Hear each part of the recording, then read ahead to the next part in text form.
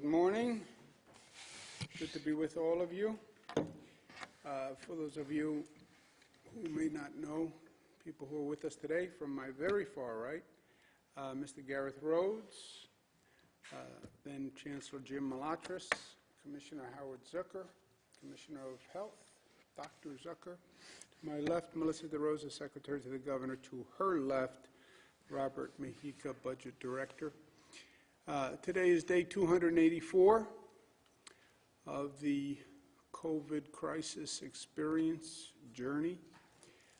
As I mentioned, I'll be doing regularly scheduled briefings Monday, Wednesday, Friday, 11:30. Depending on the circumstances, we may do additional briefings. We're now following additional CDC guidance that they have been updating and offering. You see these very attractive partitions that we now have, which are part of the CDC guidance. The numbers for New York State for today, the statewide positivity without the microcluster zones, which are our high-intensity zones, is 4.86. If you include statewide with those high-intense zones, is 5.4%. The positivity in those microcluster zones is 7%. We did 194,000 tests. Again, New York does more testing than any other state. That gives us more data, more information. We make decisions based on the data. The more tests, the more data. Statewide deaths, 95. That is a sad number. The number one, when it's a death, is a sad number. Number 95 is extremely sad, and those New Yorkers are in our thoughts and prayers. Hospitalizations up about 158, ICU up 46, intubations up 28. We now are conducting 3 COVID operations basically at the same time. First, we're managing the hospitals under what we call our Surge and Flex program. This is a hospital capacity crisis, and more it's becoming a greater crisis for hospitals as their capacity is further diminished. We sent a letter to all the hospitals in the state talking to them about this situation and what they're going to need to do. They're going to have to be extraordinarily flexible and nimble to handle the additional caseload that is coming up. Hospital systems have to work as a system and balance caseload among hospitals in their system. We then may get to the point where we have to shift patients before they're admitted to hospitals to other hospitals that have a greater capacity. So it is a management logistical nightmare. And the more cases go up, the harder it gets. We released a letter that went to all hospital administrators, and there's going to be a meeting with them today. So that's one operation that's going on. Second operation is continuing to work to slow the spread of the virus. We have the Thanksgiving surge, if you will, and we're starting to see the full effect of that now, and we're analyzing the data on the Thanksgiving spread. We also talked to, literally, we've been blessed with international experts who've given us guidance and are looking at our data and our situation and actually recommend adding new factors to our plan, which I think is good advice, and we're going to do that, and we'll announce a new plan on Friday. And then third, we have the vaccine, which is the weapon that will win the war. If people take it, if we get it produced, if we get it delivered, distributed, and actually in people's arms, right? So those are the big ifs, and that's what we are working on, and that's what we want to talk to you about today with the vaccine. First, we're going to have a real public education campaign to battle the skepticism. Just think of the math on this. You have to get to 75% to 85% of the overall population vaccinated for the vaccine to be effective, 75 to 85%. 50% of the population says right now they don't want to take the vaccine. They don't trust the approval process. They're worried about vaccines in general, but 50% are now saying they don't want to take the vaccine. You cannot get to 75% if 50% don't take it. Even I can do that math. So we're going to need a real public education to dispel the skepticism that already exists. Second, and very important to us here in the state of New York, this has to be done in a way that protects social justice. The healthcare system discriminates against black, brown, and poor communities. By effect, you have fewer healthcare facilities in poorer communities. That is a fact. Higher death rate in these communities, higher infection rate in these communities, higher percentage of essential workers in these communities. So we want to make sure when we do the vaccine that it is done in a just and fair and equal way. And third, we want to expedite it. It's a massive undertaking. I think, frankly, people have not focused enough on the extent of what this undertaking means. I can't think of a government operation that has been commenced that is more difficult and intricate than what governments will be asked to do here. The scale of vaccinating every person in your state is just massive. New York has been very good at scaling up, and we've been very good at tackling challenges during COVID, like COVID testing. But this is going to test capacity all across the board. The way the vaccine is going to work is the federal government will be responsible for the procurement and the distribution. The military is doing the transportation. They're actually using private companies in part, FedEx, other private companies to distribute the vaccine to the different states. The federal government looks to the state to set the distribution locations. They will send it where we ask them to send it. And we then set the priorities for not only where it goes, but who gets it as the first set of priorities. Our priorities have basically tracked the federal government suggestion on prioritization. The first shipment is allocated on the base of number of healthcare workers and nursing home residents in the state.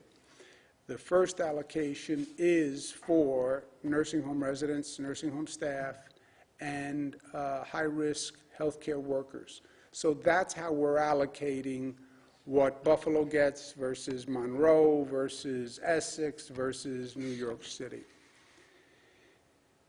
The state has set up 90 regional distribution centers that are capable of cold storage. This is a different definition of cold storage. This is like really, really cold storage.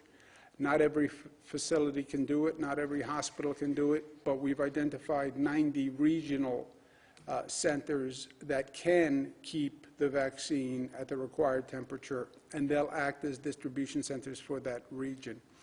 Pfizer's vaccine is expected to be approved by the FDA tomorrow. Immediately after that, our New York State panel will convene and review and approve it. They've already been speaking to the FDA about the process. I think the New York panel, as a second panel to approve, is going to go a long way towards battling that skepticism about the approval process, and we hope that it does. If the FDA approves, it's expected 6 million doses will be available nationwide. Half of those will ship immediately. The other half will be held for the second dose for those individuals who received the first dosage. Remember, everyone who gets this vaccine, you have to get 2 vaccines. So they'll ship now the number of vaccines to do the first vaccination. They will then ship 21 days later, the appropriate amount to vaccinate the people who received the first vaccination. New York expects the initial allocation of 170,000 doses. The federal government is doing the allocation based on state population. And again, they distribute it to the state. The state then turns around and does an allocation within places within the state. It could arrive as soon as this weekend. That assumes the FDA does act right away, the FDA does approve it, and the military turns around and ships it immediately, but it could actually be coming this weekend. Further allocations will be in the following weeks. Our state priority, nursing home residents first, nursing home staff. There was a discussion about, do you do the residents or do you do the staff? New York, we decided to do both, the residents and the nursing home staff. Then you go to high-risk hospital workers. We have about 700,000 hospital workers in this state, so it's a very large population. So we'll prioritize the high-risk hospital workers within that overall healthcare population. We have rules that we have established that we will send to hospitals about what is a quote-unquote high-risk healthcare worker, and then the hospitals will select the actual individuals who will get the first vaccines within that guidance. Emergency room workers, ICU staff, pulmonary department staff. The allocation by region. Again, this is based on number of nursing home residents, number of nursing home staff, and number of high-risk healthcare workers. The 90 locations across the state that can provide the cold storage will receive enough doses for roughly 90,000 patient-facing hospital staff. That is 40% of the total hospital patient-facing workforce of 225. The 225,000 is a subset of the overall 700,000, obviously. By the end of week 2, if all goes well and the federal government sticks to the schedule, we expect all high-risk staff will receive the vaccination. Staff at every hospital will have access to the allocation, even if their hospital doesn't have this cold storage capacity. They will have access to the vaccine by a hospital in their region that does have that storage capacity. After we take care of all the high-risk healthcare workers, we'll then move to all long-term and congregate care staff and residents, then EMS and other healthcare workers, and then essential workers, general population, starting with those who have the highest risk. The federal government offered a program that New York State opted into, whereby pharmacies will do the vaccinations in nursing homes, which will take a burden off the nursing home staff. And New York has opted into that program. It's run by the federal government, but basically they subcontract with private companies to do the vaccinations in nursing homes. Flu vaccine we do this way. New York, by participating in that program, we provide part of our allocation to that program, so we actually have enough vaccinations to cover all residents.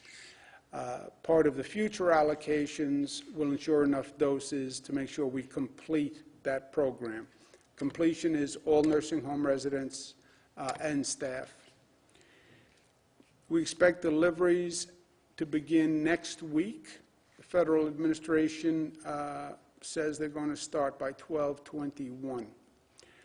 New York is dedicating part of our initial allocation to the program, but we do expect to have enough to cover all residents and all staff. The staff is actually vaccinated on a rolling basis to make sure they have staff that's receiving the vaccine and staff that's working at all time.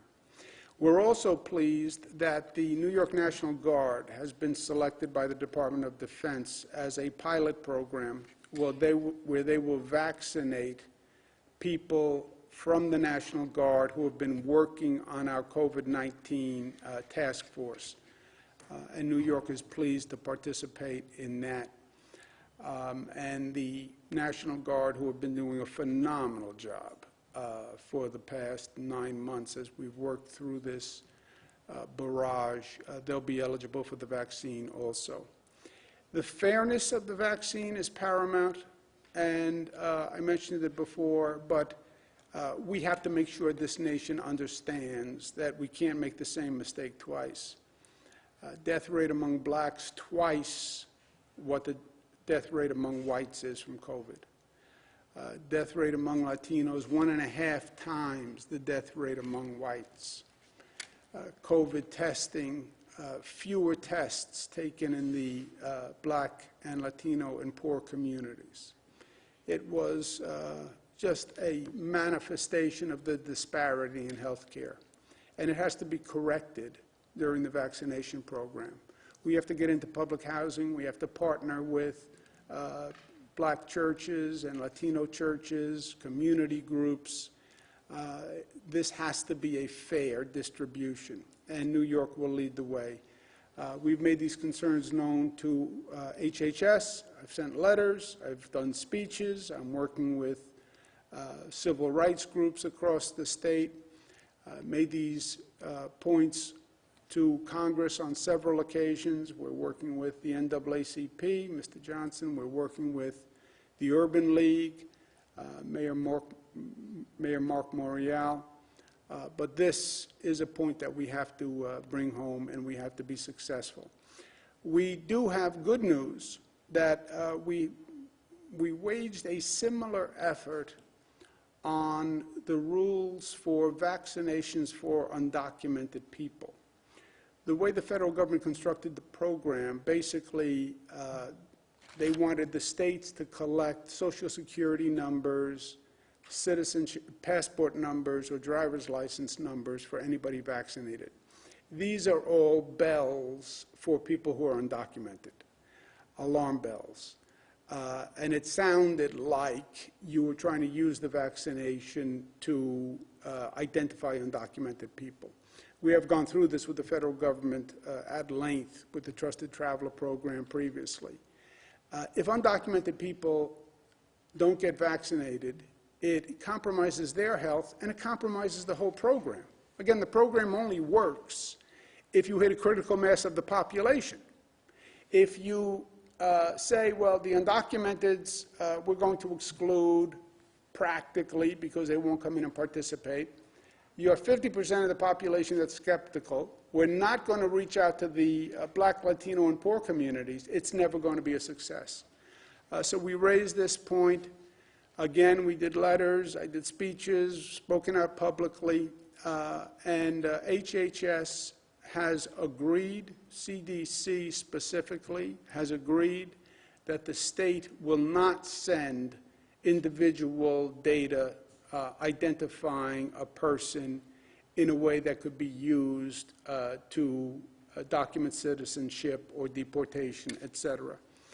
We insisted on that in the what's called the data sharing agreement, data use agreement, and CDC agreed. So that is a better vaccination program for this country and for this state. It took a lot of work, but I want to congratulate all the advocates and people who stepped up and spoke up because it was a good service. We want to raise one other topic, which is very important. The congressional back and forth on financial relief for state and local governments is essential, and it's probably essential to no state more than the state of New York. And we sent a letter to Congress today that was co-signed by myself, elected officials, the Speaker of the Assembly, Carl Heastie, the Senate Leader, Andrea Stewart-Cousins, Mayor Bill de Blasio, all our partners in labor. We need federal aid, period. We have been very good at dealing with economic circumstances in the state of New York. I've closed many budget gaps. I've closed the largest budget gap in the state's history. I am telling you, we cannot close this financial gap without federal aid.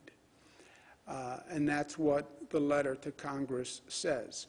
And our most important point is, whenever they come up with a program, there's now a bill for $908 billion.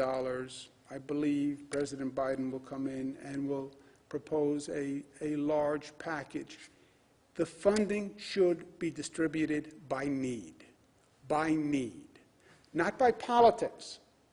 The other funds that they have passed, what they call the CARES Act, they distributed the money politically. Everybody got X. They just cut it up like a piece of pie. This is supposed to be funding that goes to help states recover from COVID, help cities recover from COVID. It wasn't supposed to be political pork barrel. And the distribution should be by need. Who got hurt by COVID? And what is the need from COVID? That's what taxpayers were told they were funding. New York State paid the greatest price in the nation for COVID. Not because I'm the New York State governor. That is a fact. That is a fact. We were misinformed.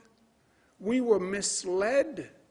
It was the negligence of the federal government that created the situation in New York.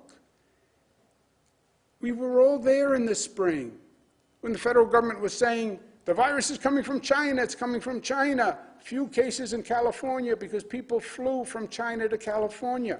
The virus wasn't in China. It was in Europe. And either they didn't know it or they didn't tell us. I don't know which is worse. But the virus was coming here January, February, March from Europe. 3 million Europeans came, brought the virus, while they were still pointing to China. China travel ban was February 1st. There wasn't a ban from Europe until March 16th.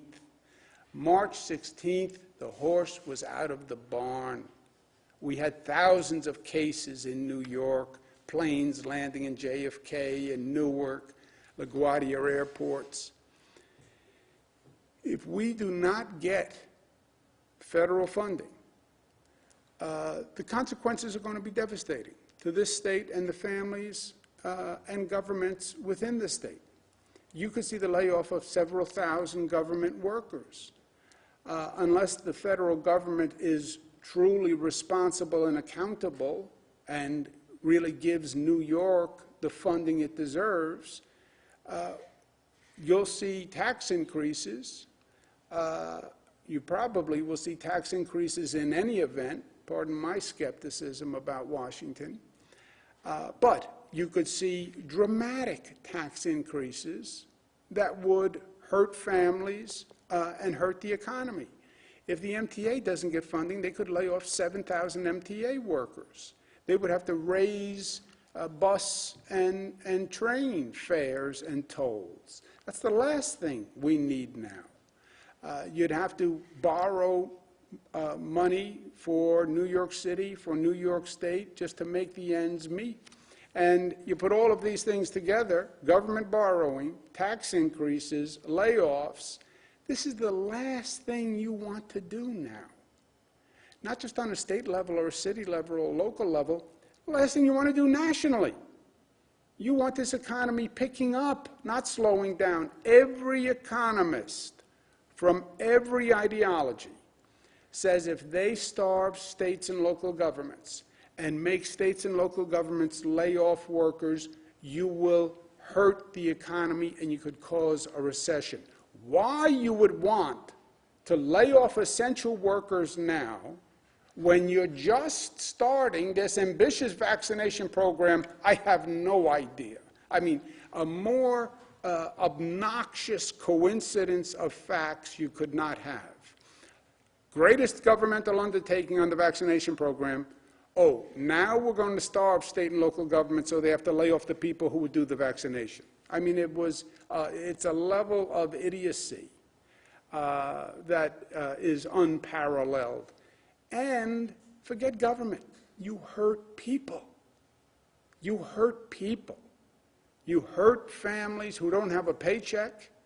You hurt small businesses that have been hanging on by their fingernails for months. It's not politics. I talk to governors all across the country. Every state is in basically the same situation.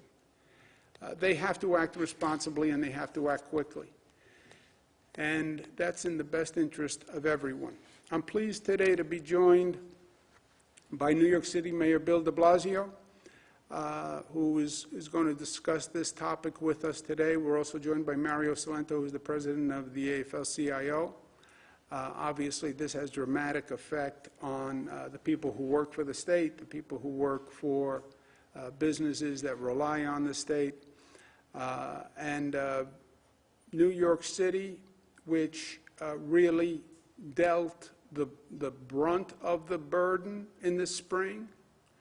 Remember those planes, they landed at JFK, they landed at Newark. Those people were going to downstate New York. The need, the cost, the human sacrifice was nowhere higher. We're dealing with it nationwide now. But New York was ambushed. We were ambushed. We never saw it coming. We had no warning. We had no notice. And we went from one case to literally thousands of cases in a matter of weeks. And I do hold the federal government responsible. New York City, New York State, we don't do international, global pandemic watchdogs. That's not what we do. It's what the federal government does. It's what the CDC does and the NIH does. They track global pandemics. And they missed it on this one. Or they didn't miss it and they didn't tell us about it. But that's the issue that we're facing now. Mayor Bill de Blasio, thank you very much for being with us today.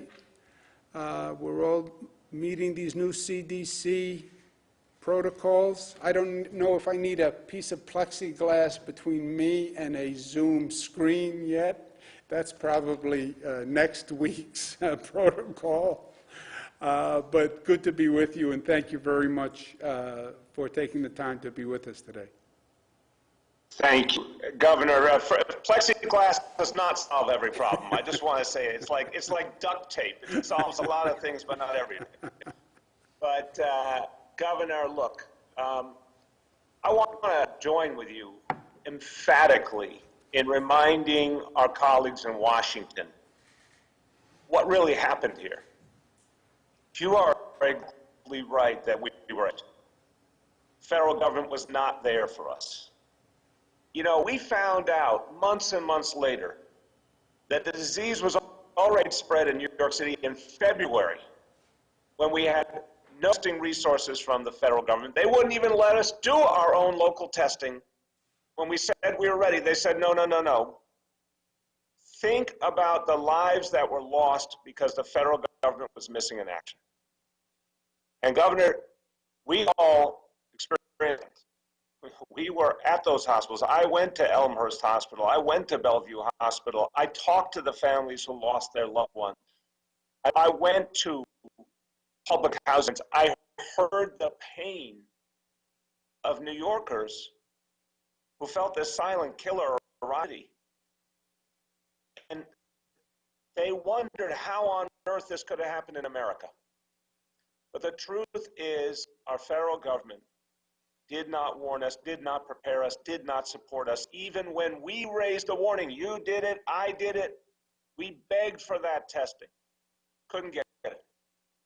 So, is there anyone who wants to debate these facts? I don't think they'll be able to. Is there anyone who wants to contest the fact that this state bore the brunt, that this city was the epicenter of the United States of America? In March and April, we went through the worst of this entire country, and unfortunately, tens of New Yorkers who are gone or lost forever.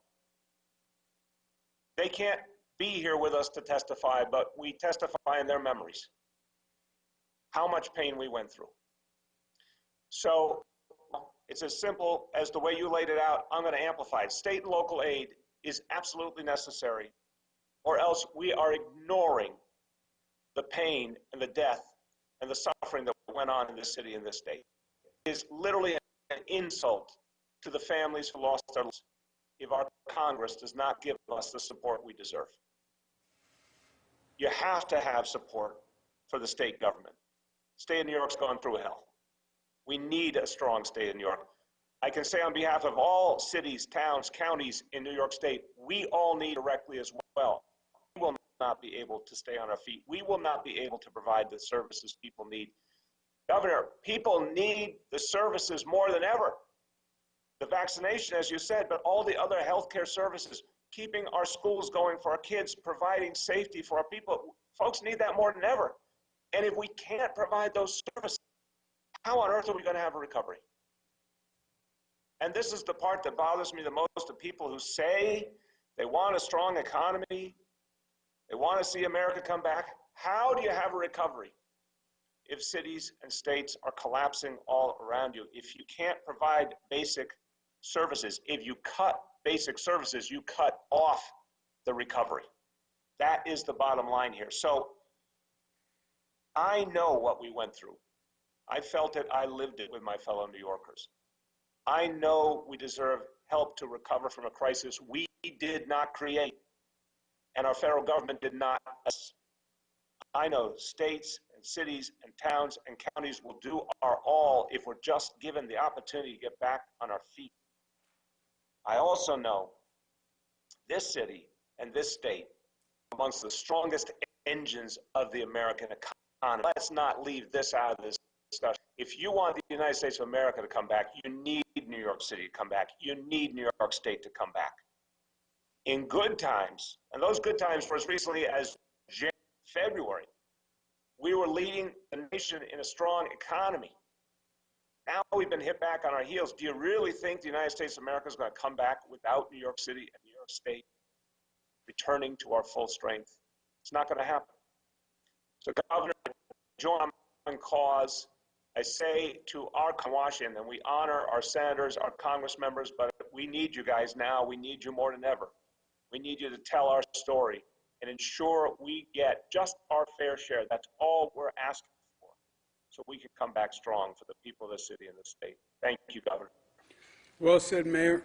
And by the way, Mayor, what you say is exactly right, and there's no disagreement on the facts.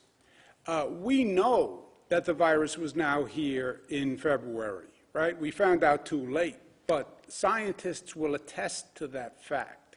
We know the virus came from Europe. Scientists will attest to that fact.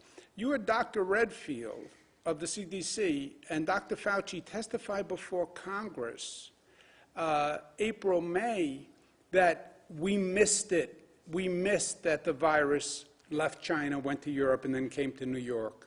We missed it. That's what happened to New York City, New York State. They missed it. Okay.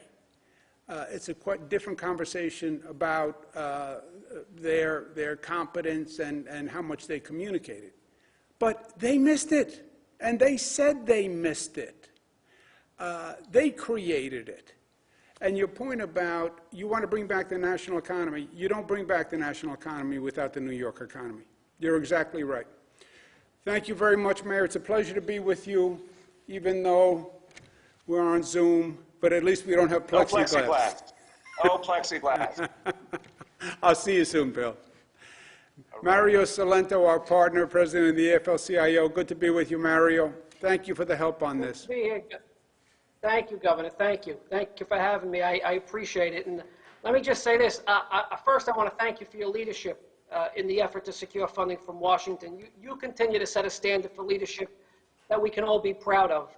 And as you said, federal aid has to be proportionate to the damage we've already incurred as a state.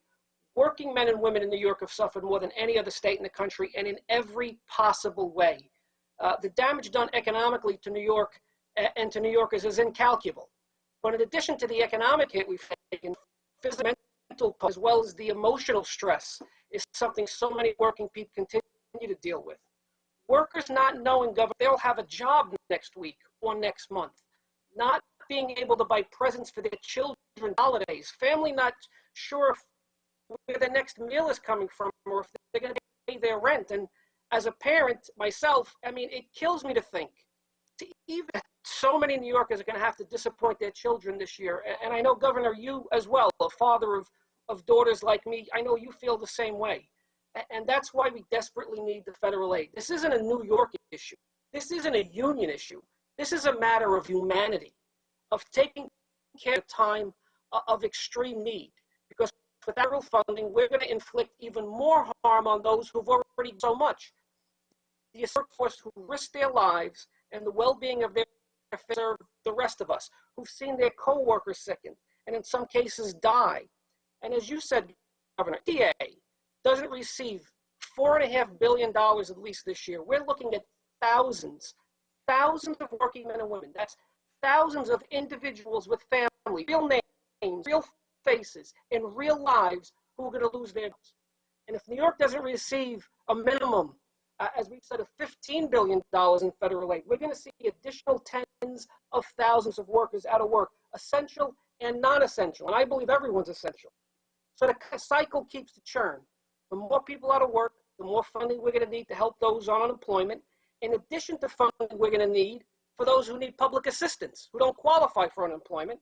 And then the higher unemployment hurts the mom and pop stores locally because you don't have, if you're not getting a paycheck, you can't go to the store, buy candy bar for your daughter, your son, buy a newspaper, go to the dry cleaner. You can't afford it. So they're out of business. No federal aid for our state and local governments means a reduction in the services we all rely on. No money for the MTA means fewer buses and trains to take us to and from work. So now parents and children suffer as if children haven't already the last year. And worse than that, we hurt our ability to get essential workers to